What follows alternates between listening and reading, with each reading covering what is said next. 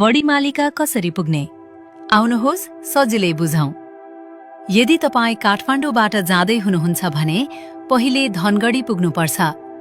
काठमाडौँबाट धनगढी बस वा फ्लाइट दुवैबाट जान सकिन्छ।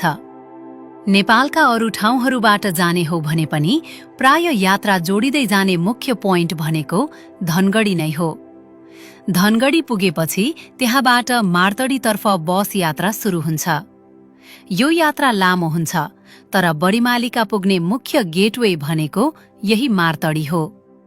मार्तडी पुगेपछि गाडीको यात्रा सकिन्छ अनि सुरु हुन्छ बडीमालिकाको वास्तविक पदयात्रा।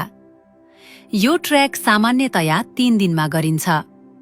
पहिलो दिन मार्तडीबाट हिँडेर सोता पाटन पुगिन्छ। यो दिनको बाटोमा पहाडी उकालो ओह्रालो, गाउँ बस्ती र बिस्तारै खुल्दै जाने हिमाली दृश्यहरू देखिन थाल्छन्। दोस्रो दिन सोता पाटनबाट त्रिवेणी पाटनतर्फ लागिन्छ।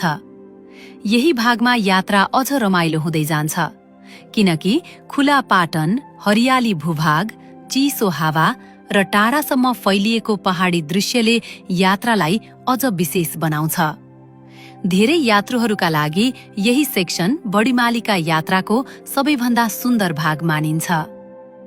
तेस्रो दिन त्रिवेणी पाटनबाट अन्तिम उकालो पार गर्दै बडीमालिका पुगिन्छ। यही दिन मुख्य दर्शन, घुमफिर, फोटो खिच्ने र वरिपरिको अनुपम दृश्य हेर्ने समय हुन्छ। त्यसैले रुट छोटकरीमा यस्तो हुन्छ: काठमाडौँ, धनगढी, मार्तडी, सोता पाटन, त्रिवेणी पाटन, बडीमालिका।